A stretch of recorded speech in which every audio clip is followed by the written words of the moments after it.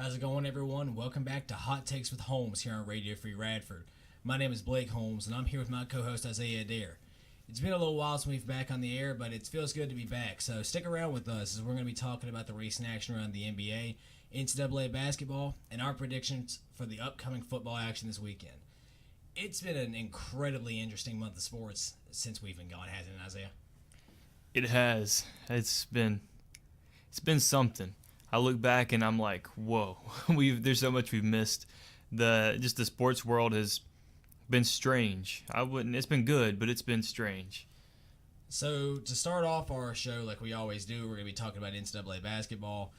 A still sort of a forgettable month in a way, except for a specific player that we'll be talking about a little later on. The top five currently is the Villanova Wildcats, number one at 16-1. The Virginia Cavaliers making an appearance at number two at 16-1 also. The Purdue Boilermakers showing up from the Big Ten at 17-2. Oklahoma, the Oklahoma Sooners at 14-2. After that college football playoff loss, at least they're having a little bit of solace with their basketball team. And the Duke Blue Devils at 5 at 15-2. Coming out of the second team in the ACC in the top five. Duke still has Marvin Bagley. They still look to be rebounding from the couple of losses, including one at NC State. So Trae Young, the Oklahoma player that we were talking about, he is having somewhat of a historic season, and it's just insane to think that just an NCAA freshman would be doing it. He is at one point was leading the nation in points and rebounds per game. Points and assists per game at a point guard position in the Big 12. So Isaiah, should we seriously start looking at Trae Young to have potential in the NBA, or is he going to be one of those Adam Morrison types where they light up the NCAA and then he kind of falls off, or a Kwame Brown type? Personally, I think that Trae Young has potential, and I think that him being overlooked as a potential bust in the future, it kind of helps him. He's going to draw Steph Curry comparisons, as I've seen he already has. The turnovers don't help those comparisons. I mean, because I know when Steph was coming out of college, there was a lot of talk whether he could be a pure one guard. I think Trae Young will have some of the same questions coming out too about him, because his turnovers and his shooting's on point, but the turnovers are going to be an issue. But I think they can correct those, and I think that he could be a stud in the NBA in a year or two. If he can correct the turnovers, if he can smooth it out his game a little bit, there's no doubt in my mind, unless you go for the more athletic person, there's a team that needs a point guard, you go with him number one. If he can smoothen his game, if he can take out the rough edges, I like Trae Young at the number one pick, which as of right now, I'm not entirely sure who that would go to off the top of my head, especially with the lottery. You never know what could happen. Even the 14th team could have the number one pick, and you never know. But he's one to look out for the rest of the season, because if he can continue what he's been doing but limit the turnovers, then that's a player to look out for to be in a very early draft pick. So moving on to something we have local here, Radford basketball. They're actually playing very well at the beginning of this season, as they're actually leading the Big South right now. Last game they played was defeating Liberty 59-57 here in the Dedman Center in Radford. Their leading scorer this season so far is Ed Polite Jr. with 14.1 points per game. Now, here's the ultimate kicker, and this is why Radford needs to finish their lead. If they lead the Big South at the end of the season, at the end of the regular season going into the conference tournament, then the tournament is actually hosted here in Radford, here in the Dedman Center, and you always want that home court advantage going into a postseason kind of like this. And if they won the Big South tournament this year, then they're going to the big dance. So we need to cheer on those Highlanders. Go out and support them at the Dedman Center. Isaiah, what do you think about what the Highlanders have been able to achieve so far this season?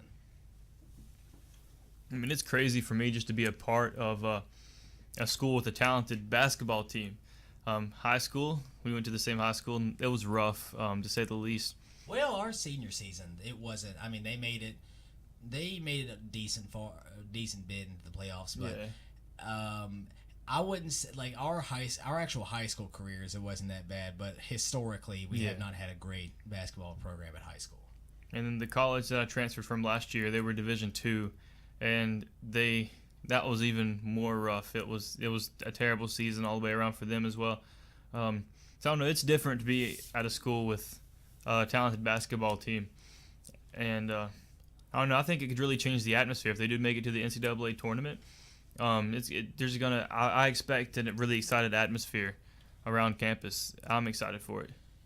I believe, if I'm not mistaken, Radford has made the big dance. It's either once or twice, in fact, and it would be exciting. I don't even care if they made it a 16 seed in March Madness. I would love to see it. And in fact, I would actually even consider traveling to wherever they go as long as it's within reach to go see them play.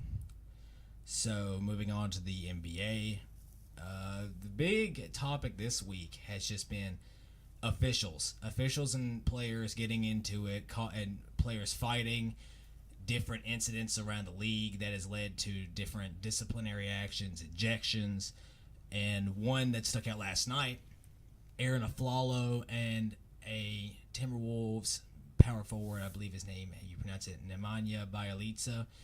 They got into a little bit of a scuffle at first, and Aaron Aflalo, immediately just swung a haymaker right at the face of Bjelica, in which he dodged it, and a big fight broke out. So what is causing the issues, the fights going on within the NBA this week, and what's gotten into the league so far? I think it's a power struggle, not between players, but between players and referees. As you saw if you've watched, the Russell Westbrook got ejected he got fouled and got ejected because he just said something to the refs. Just a lot of ejections. Ben Simmons, Kyle Lowry, they were just exchanging words back and forth, and they both got ejected. So I think it's a power struggle between players and the refs. The refs are cracking down and kicking players out of the games for probably reasons that they shouldn't be kicked out of the games for. And I think just they can't take the anger out on the refs, so they're starting to take it out on other players. And I think that's what it comes down to.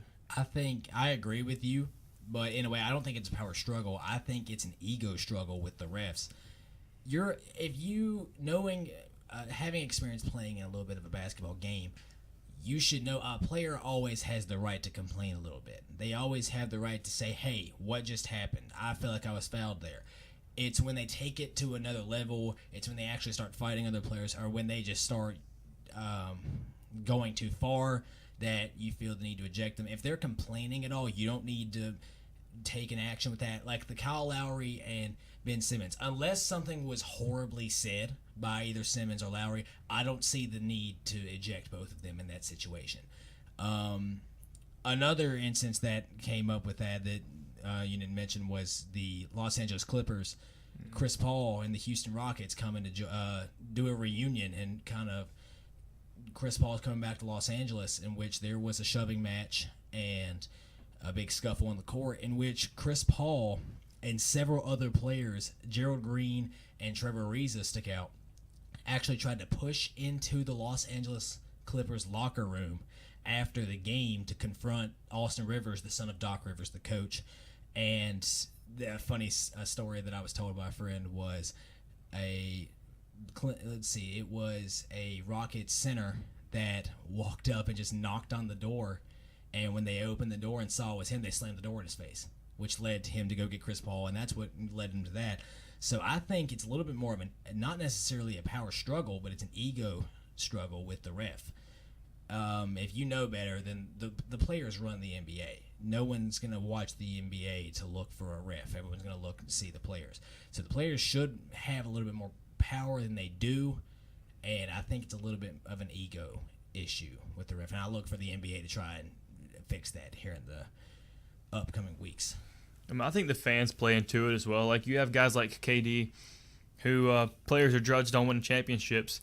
They're calling him soft for making a move so he can work toward championships.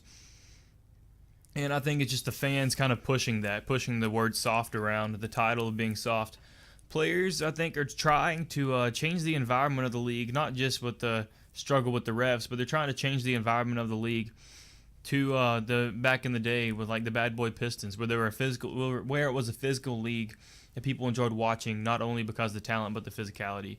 And I think it goes hand in hand with the refs thing, because the refs are they're trying to do that, and the refs are kind of getting in the way. So I think it's just taking it to another level. Instead of being, just a physical sport, they're taking it to the level of just fighting. So I think it's a combination of the two. I know a lot of fans do kind of wish those days, and they kind of miss those days, especially when you get into a conversation about which player is better. You talk about the different eras, and a lot of people kind of wish that era still existed. So the games Thursday night, the Minnesota Timberwolves traveled to Orlando, actually losing for the first time in 5 games, 102 to 108. The Magic took them out on their home floor. The New Orleans Pelicans getting a huge road win in the TD Garden at Boston, beating them 116 to 113. Anthony Davis playing like an absolute man in this game. Mavericks traveled to Denver to take on the Denver Nuggets, to which the Nuggets took them out 104 to 102. Dennis Smith Jr. kind of led a second half comeback, but Nikola Jokic had a big game.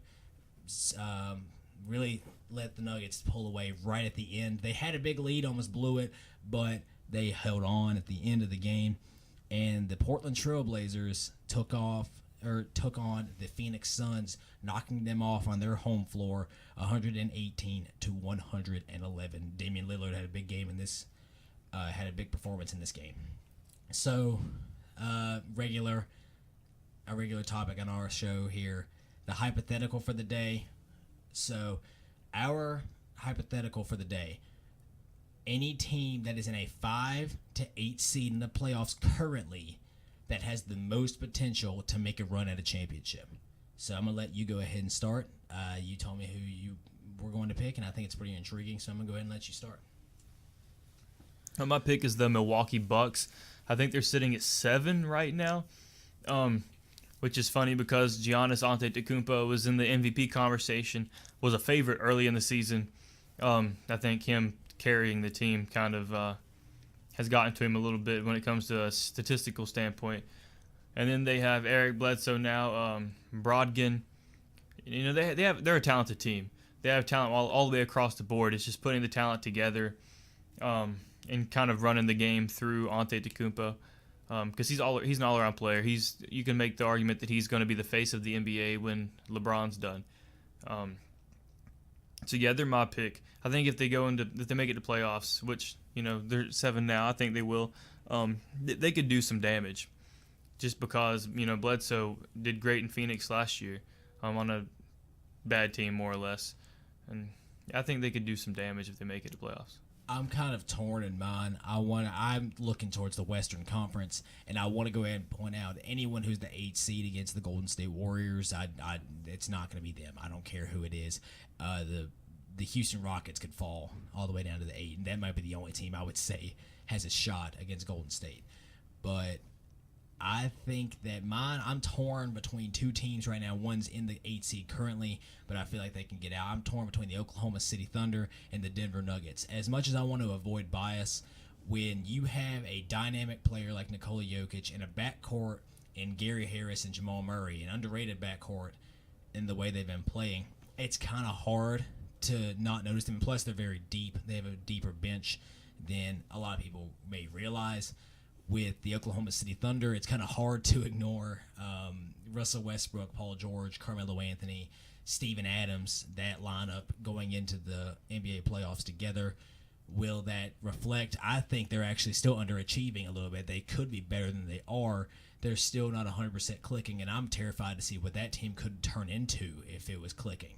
But until that happens, I believe they're going to stay where they are, and that's why I think I'm torn. I think it's going to be either one of those because they both have dynamic and potential players that could get hot by the end of the season or even get hot during the postseason, and who's to say they couldn't knock somebody off, especially if Oklahoma City gets that 5. That's a 5 versus a 4, which at this point would be the Minnesota Timberwolves, so it's just an interesting matchup there.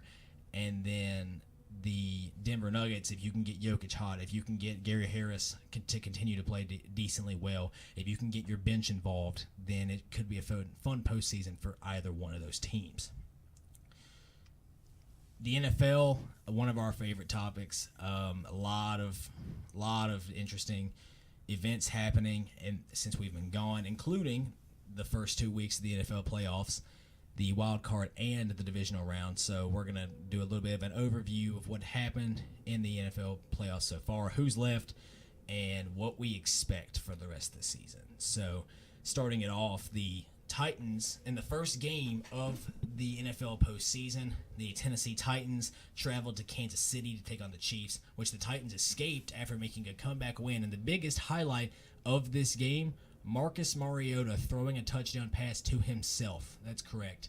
He threw a pass to which was deflected, and he caught it out of the air and dove for the end zone untouched for the touchdown in this game. One of the one in a million plays you rarely ever see. It's the first time it's actually ever happened in a postseason game. And Isaiah, what do you think about the athletic ability of Mariota and the Titans may be out of the playoffs right now, but what do you expect from them out of the future? I think it was a miracle because it's not just Mariota catching his own pass, but right when he threw it, he got pushed, and he was pretty much pushed into where the ball was going. If you look at the guy that deflected the ball into Mariota's hand, it was Darrelle Revis. He if it was like a year or two ago, he would have intercepted that and probably had a pick six. So there's just so much went into it. And I think the athletic ability, I mean, he got a passing touchdown and a receiving touchdown with that. I mean, it's amazing. It's lit. I mean, I think the team should have, I think in the future, the team should have kept Malarkey, in my opinion. But it's interesting to see if they can get a young guy that can utilize not just the backfield, because Malarkey was good with Henry, good with Murray, not as good passing attack. They can get a coach that can utilize the quarterback, Marcus Mariota, and their defense continues to click under, was it Dick LeBeau that they had? If they keep Dick LeBeau and their defense continues to improve like they were, the team could be scary. The team, could give it a couple years. Brady gets toward the end of his career, if he's not already there. Tennessee could end up being a powerhouse toward, the middle to back half of Mariota's career. The next game of the postseason was the Atlanta Falcons, a 6th seed in the NFC, traveling to Los Angeles to take on the Rams and the young quarterback, Jared Goff, MVP candidate, and probably front runner Todd Gurley, and young coach Sean McVay, which the Falcons actually escaped with a win. They dominated this game from beginning to end, and McVay's team did not look like they did in the regular season. And same thing with the Falcons. The Falcons looked 2 times better in this game. Matt Ryan finding Julio a good bit. Julio actually started to break out a little bit more than he did in the regular season in this game. And the Falcons escaped with a win. Not much to really talk about there, other than maybe the Rams will be back. We know that they'll probably be back with a team that they've had this year. It'll be interesting to see where they are next year, but not much to talk about with that game. Now, a very forgettable game except for the ending, the Buffalo Bills and the Jacksonville Jaguars. The only reasons this game mattered, one, Buffalo snaps their postseason drought, which they lost, but it was still the longest playoff drought in the NFL active streak. And the ending, Tyrod Taylor throws a pass to which Jalen Ramsey deflects it, and as he's coming down with it, he appears to get his hands a little bit on it, gets up, and then starts to run back to the end zone and a celebration to which everyone thought the game was over. You go back and you look, and the ball moves a little bit as he's going to the ground, which makes a lot of fans say, did he survive the ground? Very hot topic this year that has been.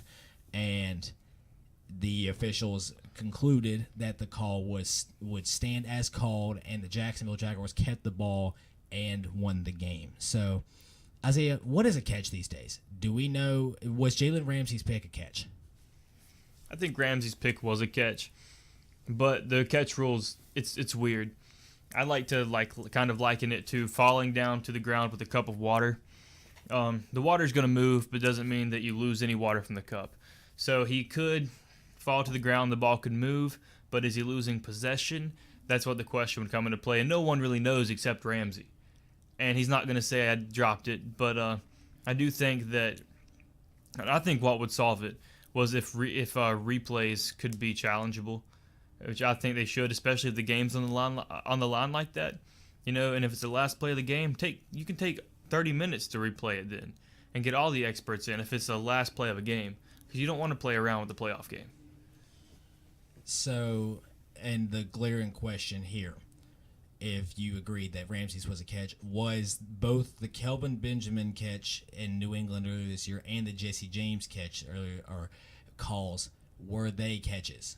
Personally, I believe if you're going to call one of them one way, you need to call them all the same way, because it essentially all had the same premise.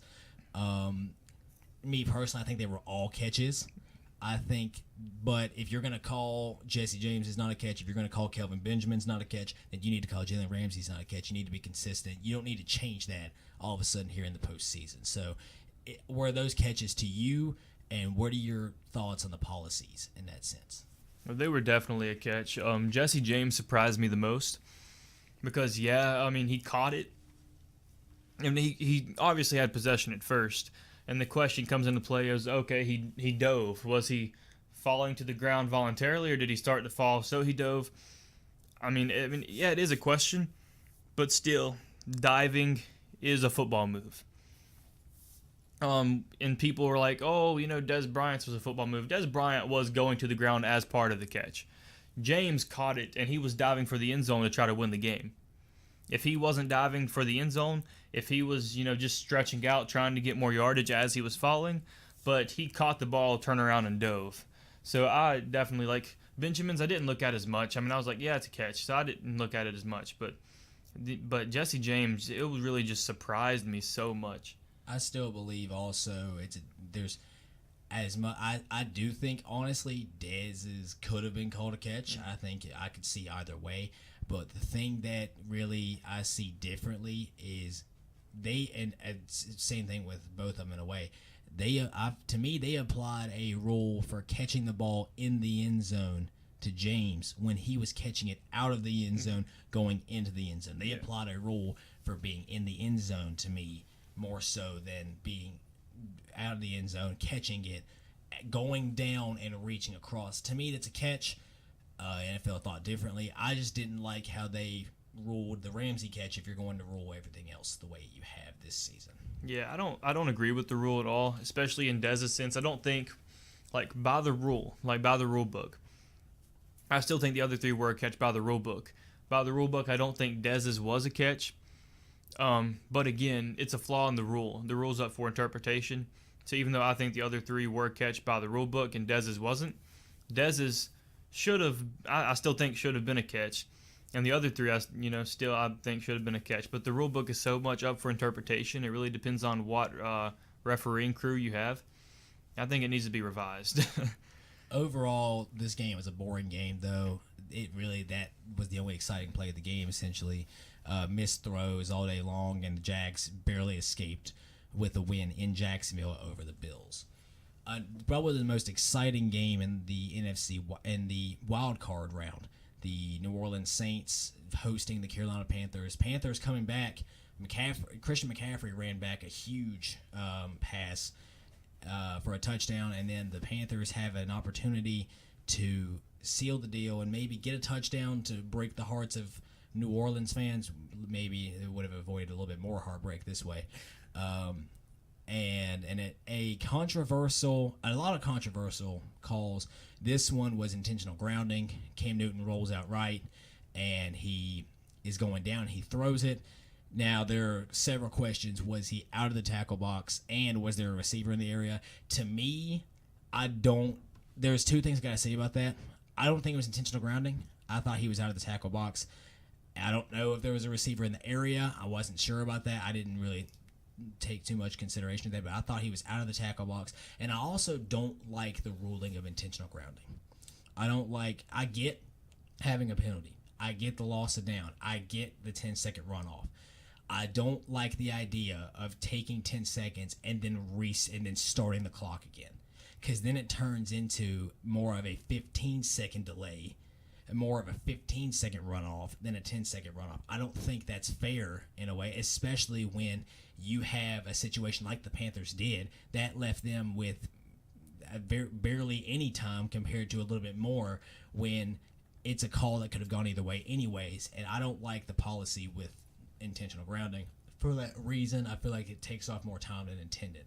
And that call essentially led to the Panthers having to try and take a shot at the end zone, which it didn't work, and the New Orleans Saints won this game. So what did you think about the ending of the Panthers game? Was it intentional grounding or was it not? I didn't see this specific play because I was busy a lot over Christmas break, just for other reasons that Blake knows about. But I do think just the intentional grounding rule as a whole, I should say, I was just more concerned about the winner of that game anyway. I looked in depth about the other games, but that game I just wanted to see who the winner was, really, because I was trying to get in the swing of things where I was at. But I think the intentional grounding rule is interesting because I do think, I like being in the tackle box. I like that part of the rule. I like being in, I like having a receiver in the area, but I think there should be a guideline on how, instead of just saying in the area, within 15 yards, 10 yards, what's reasonable. I think there should be something that says, how reasonable, how far away the player should be. And I think that the runoff is just ridiculous. It's just a play. I'm okay with the runoff. I'm okay with the 10-second runoff. I don't like the idea of starting the clock, though. If you're going to run off 10 seconds, then leave it at that 10 seconds. Oh, yeah. Don't start the clock on the referee's signal, which turns into a 15-second delay compared to a 10. That's the part that I have a problem with. I think that instead of a runoff, they should just continue the clock running and not do a runoff so they can hurry back to the line and spike it or whatever, because usually they throw it away to avoid a sack, and they're usually going to lose some yardage anyway. So, really, it's pretty much intentional grounding. Throwing it away like that is pretty much just to avoid the contact that the quarterback's going to receive and the chance of injury in a situation where they would need the quarterback. In my mind, that's how it works. But, again, I think it's one of those situations that if it's near the end of a game and it can change the outcome of a playoff game completely, I still think you should take all the time you need to review to make sure. Because, again, you don't really want to play with games that important. Regular season, sure, experiment with it, but playoffs are way too important. Now, that was the end of the wild card round in both leagues, and I'll recap the winners were the Tennessee Titans, the Atlanta Falcons, the Jacksonville Jaguars, and the New Orleans Saints. The first game of the championship, or the divisional rounds, were the Tennessee Titans taking on the New England Patriots. Another forgettable game. Really, the Titans led this game at one point, 7-0, and then the Pats blew it up.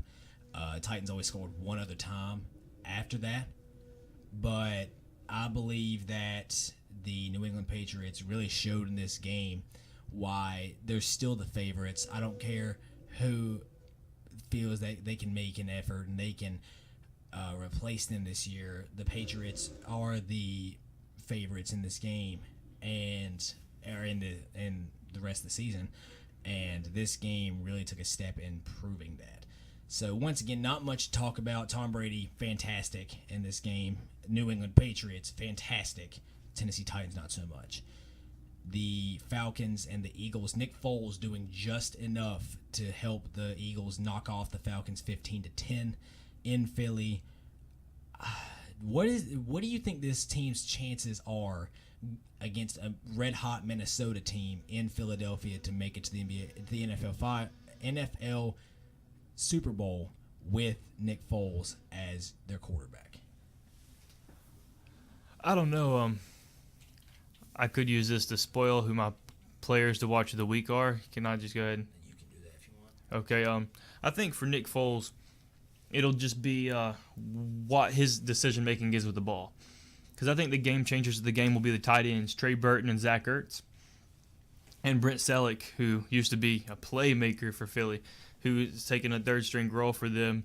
But I think that'll be the most important, is just knowing where to go with the ball, and I think that'll be over the middle to the tight ends.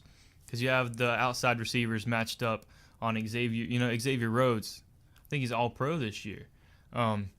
And you don't know if he's going to be with Alshon Jeffrey the whole time, Torrey Smith, because they're both, or Nelson Aguilar. They're both playmakers. Safeties are crazy. And then the middle linebackers and defensive line, that front seven, they're going to be keying in on Ajayi. They're going to be keying on him a lot. So I think it's going to be, if Nick Foles can get the ball to those tight ends effectively and often, I think that'll be the key for them to win the game.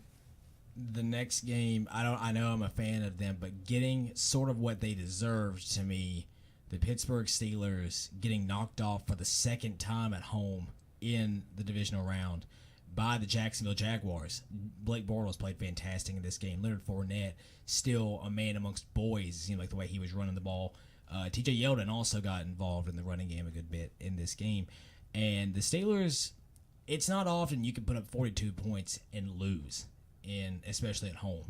And they got kind of what they deserved. Asked earlier in the week, Mike Mitchell, ESPN asked him and said, what do you think would happen if you got to have a rematch with the New England Patriots? And his quote, we can play them in hell, we could play them in Haiti,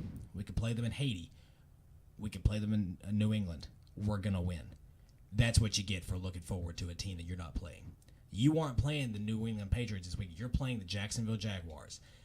The Jags came in, they played a very good game as an underdog opponent. Le'Veon Bell's talking off-season, talking contracts. And still, I don't get, you have 2 timeouts and the 2-minute warning. I don't care how you feel, how your defense has been playing. You kick the ball away. You try to stop them with that 3 and out because you know they're probably just going to hand the ball off 3 straight times. And I just don't, coaching decisions and off the field distractions, I think, are major reasons why the Steelers lost this game. But credits to Jacksonville. They're going to Foxborough, and I think they'll be a tough team to beat. And the Patriots won't overlook them like the Steelers did.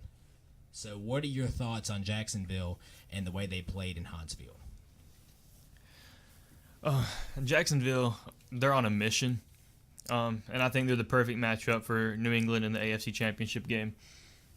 But I kind of find Mike Tomlin's decision for the onside kick puzzling too, because the defense may not have been playing well, but Joe Hayden was one of the top-graded defensive backs in playoffs this year, which I thought was funny considering they're playing against Blake Bortles, who's not really known for being, an all-pro, Pro Bowl quarterback even. And like you said, they're going to be keying on the run, so if they do pass it, they're going to go to their top target. Put Joe Hayden on their top target, and just key on the run. It's kind of a long shot that Jacksonville kind of converts and Pittsburgh don't have a chance.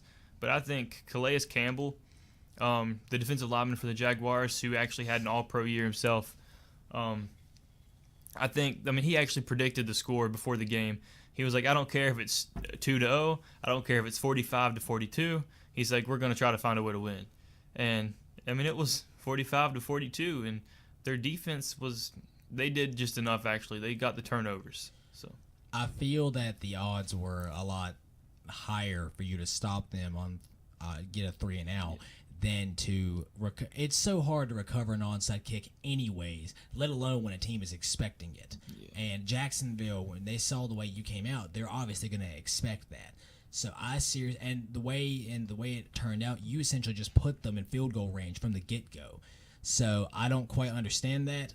I think the Steelers will be back, but they need to learn a little bit of humility and learn who you're playing. Don't look ahead to someone. I don't care who you're playing, and the Steelers have done it over and over in their history.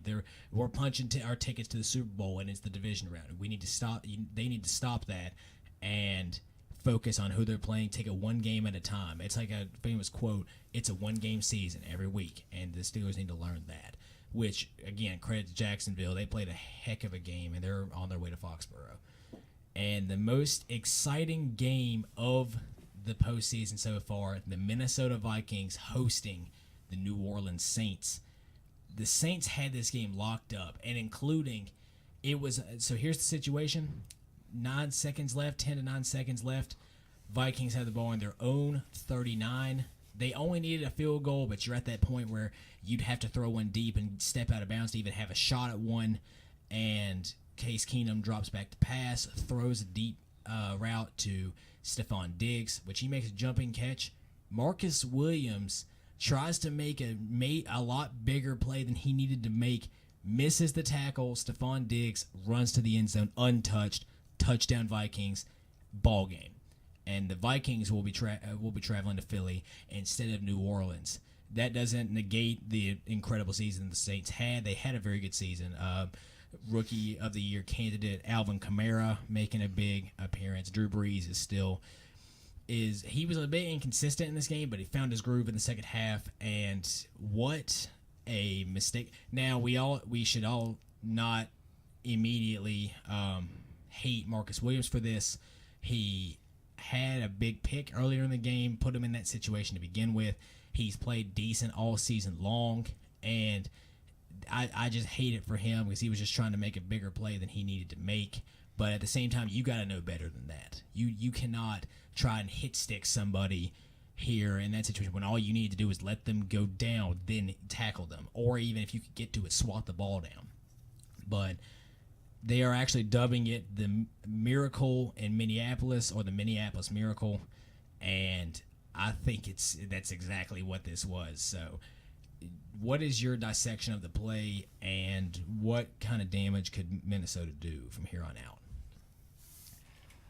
First, I want to say it breaks my heart for Marcus Williams. Like you said, had a solid season, but he said he's not going to let the play define him.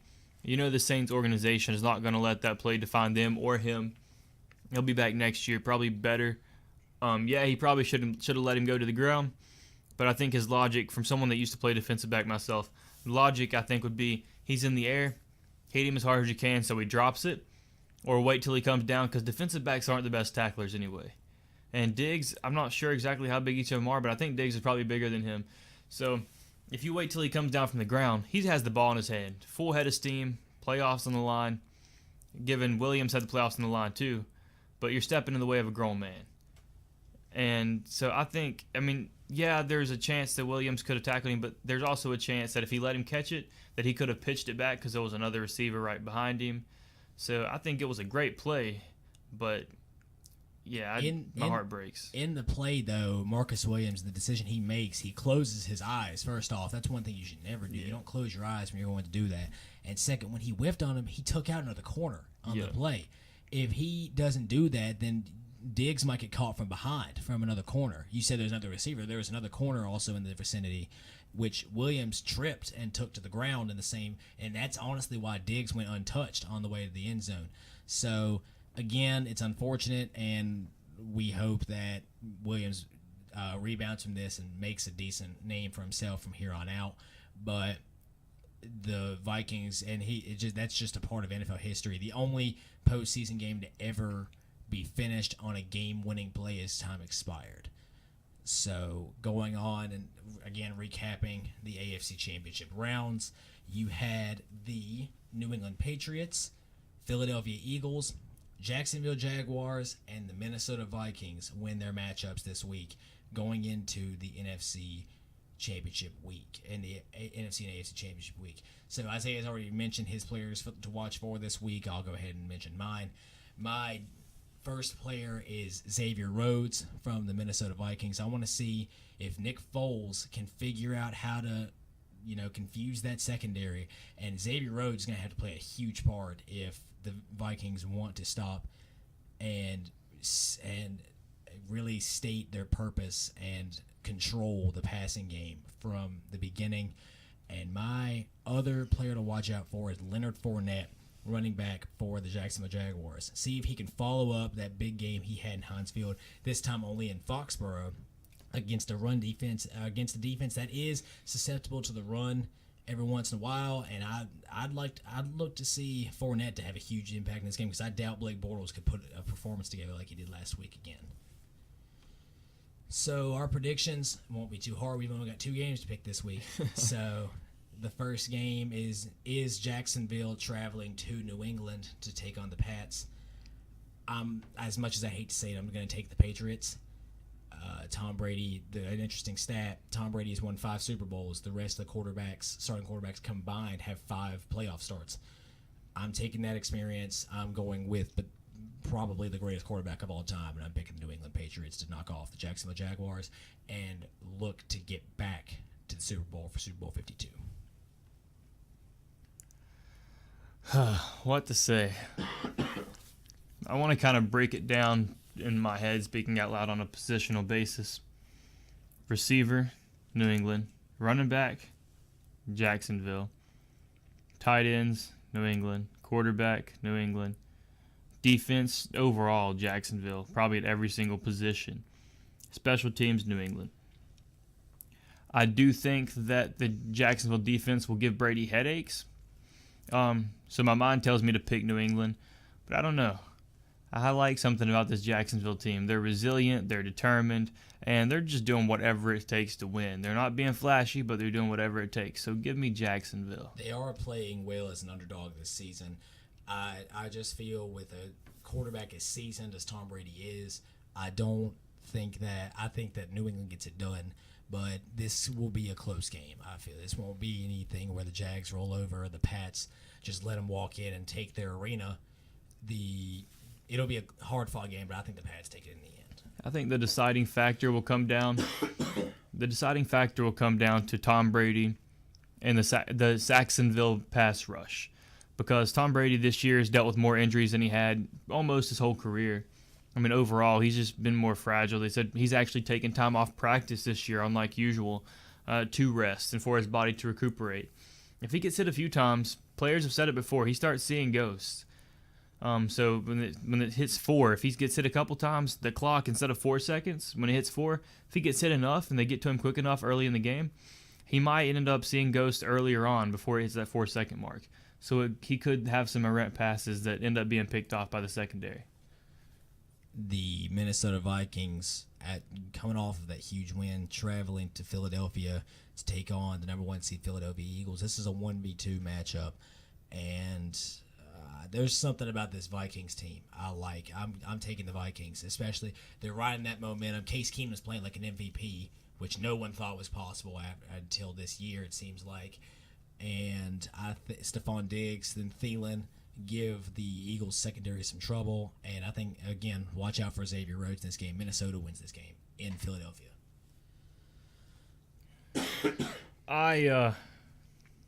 I'm going to say I'm going with Minnesota as well. I love Philadelphia, but I think they're going to start seeing how much they miss Carson Wentz. I think the game's going to come down to one really bad interception by Nick Foles.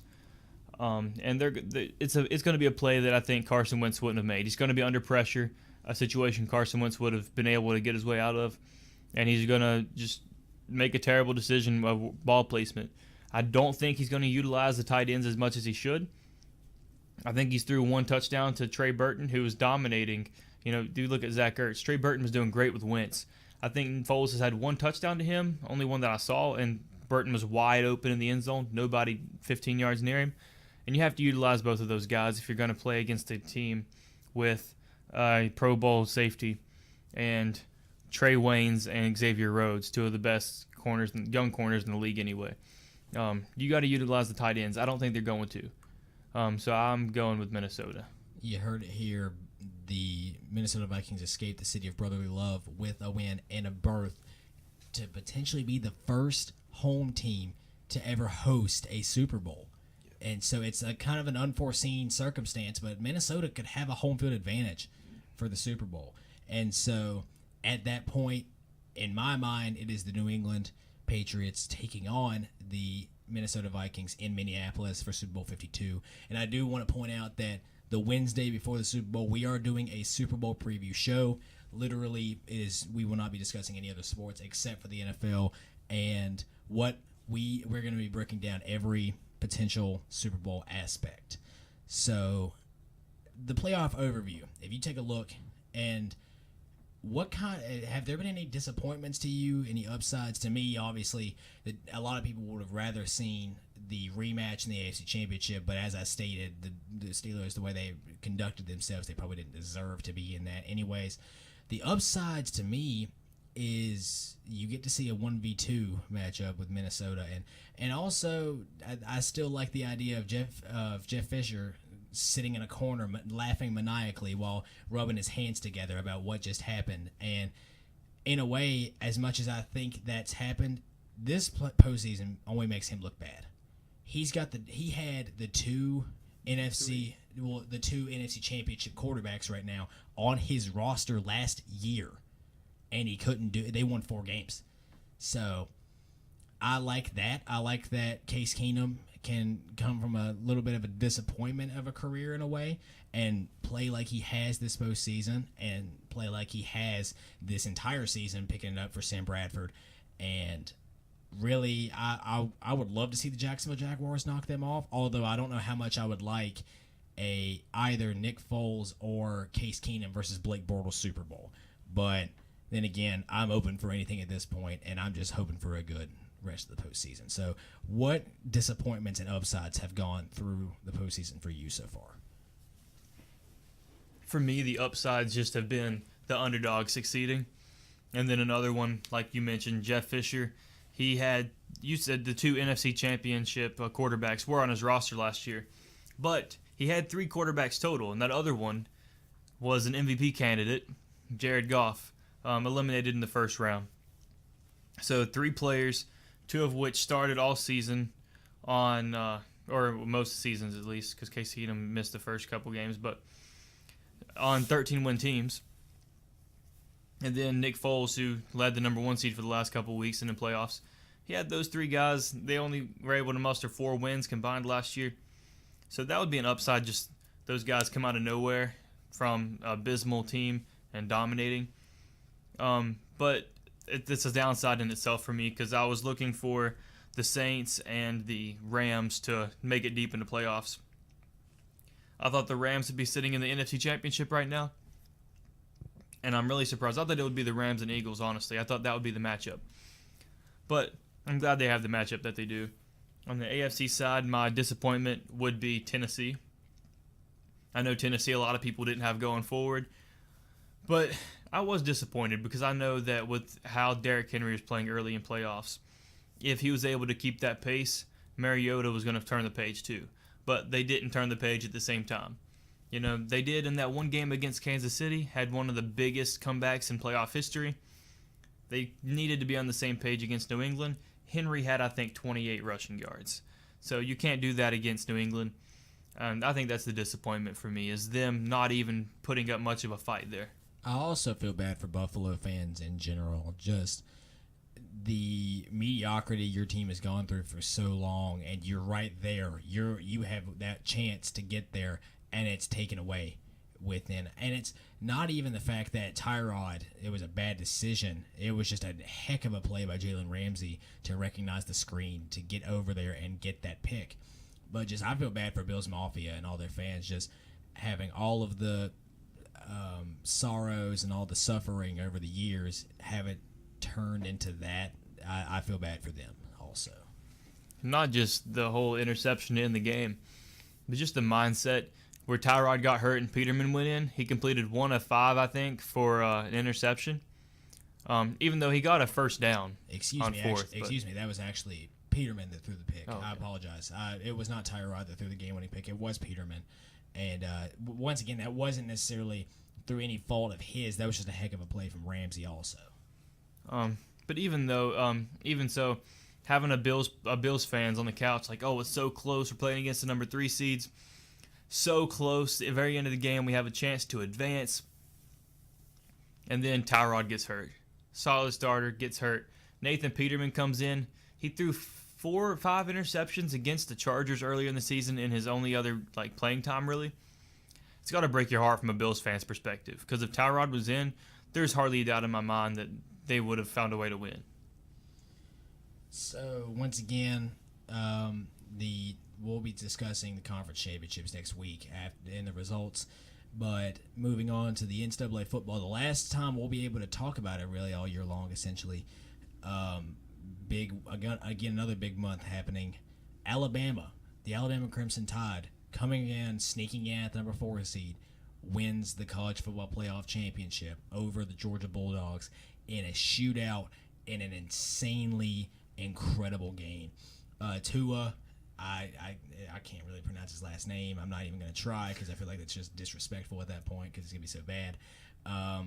The Jalen Hurts was struggling in the first part of this game, and at halftime, Nick Saban does a move, that that does two things. One is a gutsy move that barely anyone would do, and two, proved why he's the greatest college coach of all time. Nick Saban is the greatest college football coach to have ever coached college football. Once again, pro records don't matter to me when it comes to college records. I mean, John Calipari was not that great in the NBA, but you look what he's done in the NCAA level. So I think that Nick Saban is the greatest college football coach of all time, and a move like that only makes my thoughts better.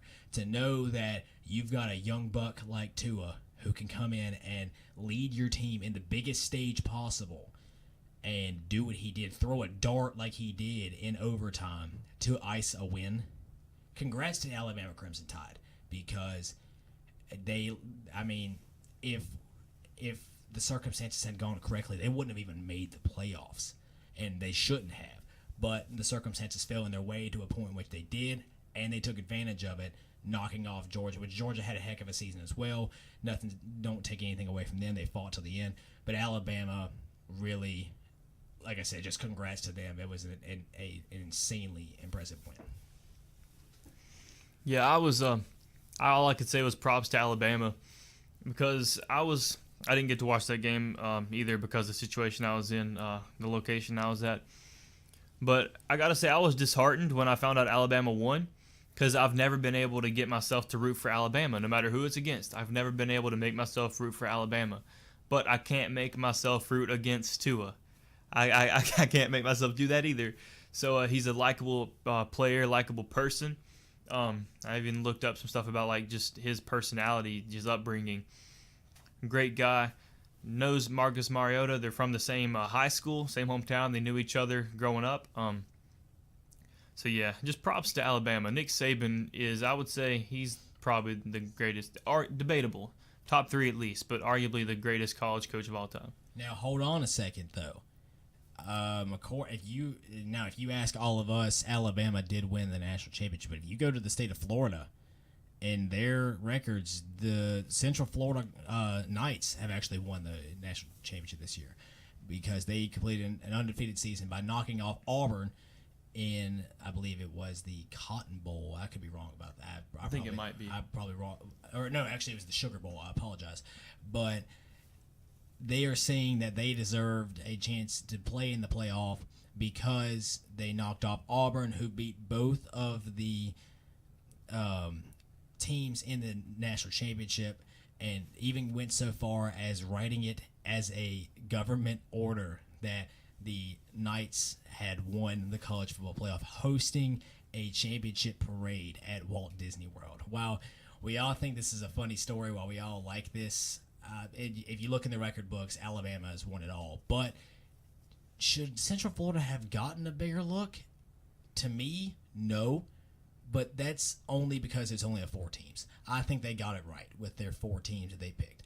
If you had an 8-team playoff, then yes, they deserve a look. But with the 4-team format they have right now, I liked the 4 teams they got. And I'm sorry, UCF, but to me, Alabama proved why they were the national champions this year. I wonder if there was an 8-team playoff, if they would have gotten a look, because I think their ranking was like 15, even though they were undefeated. But I still think they should have gotten a look, and the reasoning behind that is they play in a weaker division. They only had the best team they beat was Memphis, but they were both of Memphis's only 2 losses. They did beat Auburn, and I think that would have been enough to push them into the top 4 when it came to the playoff, but it was too late because the playoff teams had already been set.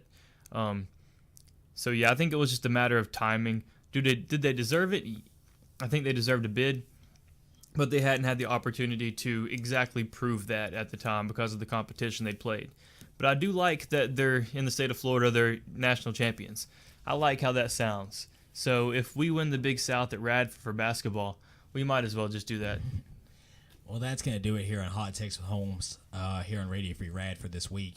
If you like what you heard, be sure to tune in again next week at 3 p.m. here on Radio Free Radford. And be sure to like our Facebook page. We're also on YouTube. If you know someone who missed the broadcast, or if you missed it, we will be uploading past broadcasts onto there. We are Hot Takes with Holmes on both. However, before I close today, I kind of want to make a sad and somber announcement. I hate to make this, but I'd like to take this opportunity to wish our deepest condolences here at Radio Free Radford and Hot Takes with Holmes to the Washington State Cougars and their football team and the family of Tyler Helinski. Helinski was slated to become the starting quarterback for the Cougars next season after playing in their bowl game this year and playing pretty well.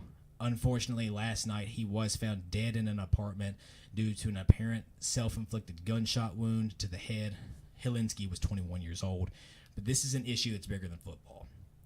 He was a good football player, and he was a prominent sports figure in a way. He looked like he was going to be leading a Pac-12 program, but this isn't an issue about football. It's an issue about life and the way we look at it each and every day. If you are listening out there and you ever feel like you're not worth it or have any thought of ever hurting yourself, please tell someone. The national hotline for suicide prevention is 1-800-273-8255. 1-800-273-8255. Tyler Helinski was a person that has gone way too soon, and countless others are lost each day. Once again, please, the hotline is 1-800-273-8255. Please, don't be a part of a statistic. You are worth it. And my condolences, and my co-host as well, to Helinski's family and all of those that knew him. From my co-host Isaiah Addair, I'm Blake Holmes, and we'll be back next week here on Radio Free Radford.